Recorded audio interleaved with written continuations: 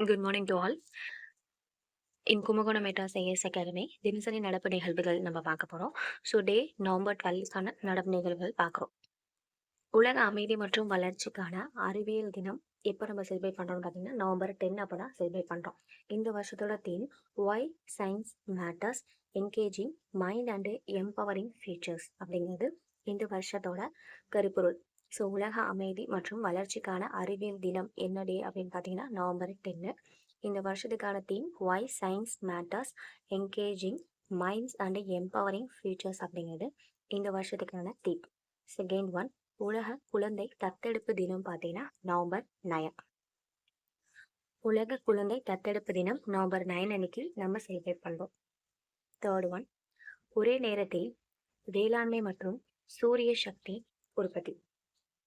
இந்தியாவானது சர்வதேச சூரிய சக்தி கூட்டணி சபையில் சூரிய ஆற்றல் உற்பத்தியை வேளாண்மையுடன் இணைப்பதில் தனது யோசனையை எடுத்துரைத்தது.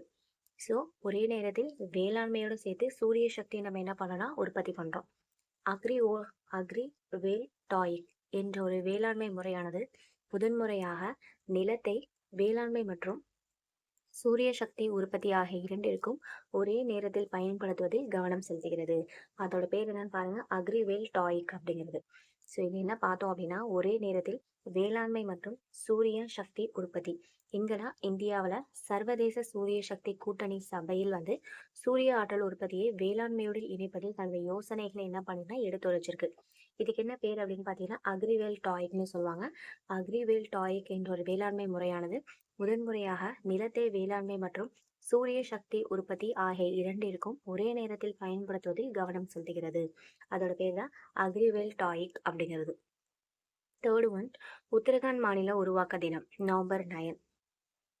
2000 ஆண்டு நவம்பர் 9ஆம் தேதி அன்னைக்குதான் உத்தரகாண்ட் மாநிலம் அப்படிங்கிறது உருவாக்கப்பட்டது. ஸோ ஆரம்பத்துல உத்தராஞ்சல் என்று அழைக்கப்பட்ட இந்த மாநிலம் இந்தியாவின் 27வது மாநிலமாக மாறினது. இதன் பெயர் அதிகாரப்பூர்வமாக 2007ஆம் ஆண்டு உத்தரகாண்ட் என்று மாற்றப்பட்டது. இது பொதுவாக தேவ பூமி அல்லது கடவுளின் நிலம் என்று குறிப்பிடப்படுது இந்த உத்தரகாண்ட் மாநிலம். ஸோ உத்தரகாண்ட் நம்ம எடுத்துக்கிட்டோம் அப்படின்னா எப்போ உருவாக்கியிருக்காங்கன்னா நவம்பர் 9. எந்த வருஷம்னா 2000ஆம் ஆண்டு நவம்பர் 9ஆம் தேதி என்று உருவாக்கப்பட்டது. ஆரம்பத்தில் உத்தராஞ்சல் என்று அழைக்கப்பட்ட இந்த மாநிலம் இந்தியாவின் 27வது மாநிலமாக மாறியது. இதன் பெயர் அதிகாரப்பூர்வமாக 2007ஆம் ஆண்டு உத்தரகாண்ட் என்று மாற்றப்பட்டது. இது பொதுவாக தேவ பூமி அல்லது கடவுளின் நிலம் என்று குறிப்பிடப்படுகிறது. தேர்ட் ஒன்று, உலக சூரிய காந்தி அறிக்கை தொடர் 3வது பதிப்பு. ஸோ இது சூரிய சக்தி இந்த இடத்துல வரணும். உலக சூரிய சக்தி சந்தை அறிக்கையானது 2000ஆம் ஆண்டில் 1.22 வாட் ஆக இருந்த உலகளாவிய உற்பத்தி திறனானது 2023 1.418.97 என்ன பண்ணா உயர்ந்துள்ளது. அதிகபட்ச சூரிய அதிகரிப்பினை வெளிப்படுத்தியிருக்கிறது. ஸோ 2000ல் 1.22 கிலோவாட்டா இருந்தது. 2023 1418.97 கிலோவாட்டாக உயர்ந்திருக்கு. இது சூரிய சக்தி அறிக்கையில 3வது பதிப்புல வெளியிட்டிருக்காங்க.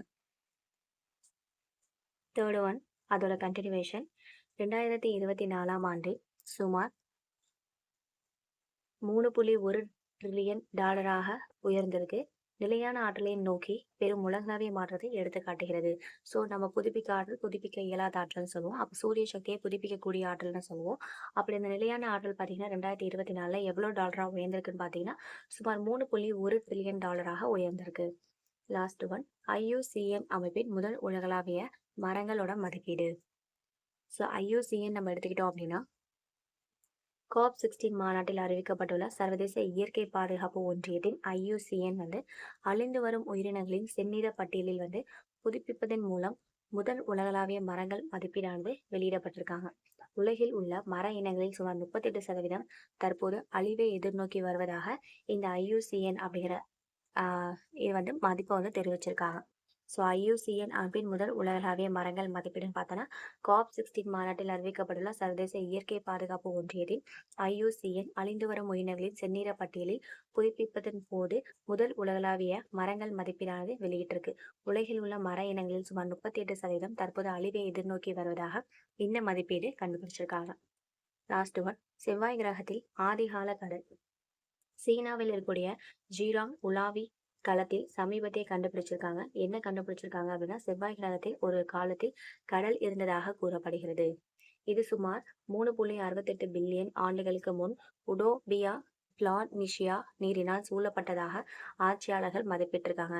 இதுதான் ஃபியூச்சர்ல என்னவா மாறிடுச்சுன்னா செவ்வாய் கிரகமா மாறி இருக்கு அப்படின்ற மாதிரி சீனாவில் இருக்கக்கூடிய ஜீராங் உலாவி களத்தின் ஆய்வாளர்கள் வந்து சமீபத்தில் இதை கண்டுபிடிச்சிருக்காங்க. ஸோ டுடே கரண்ட் அஃபேர்ஸ் நமக்கு இம்பார்ட்டண்டா என்னன்னு பார்த்தீங்கன்னா, நவம்பர் 10க்கான இம்பார்ட்டன்ட் டே உலக அமைதி மற்றும் வளர்ச்சிக்கான அறிவியல் தினம் நவம்பர் 10.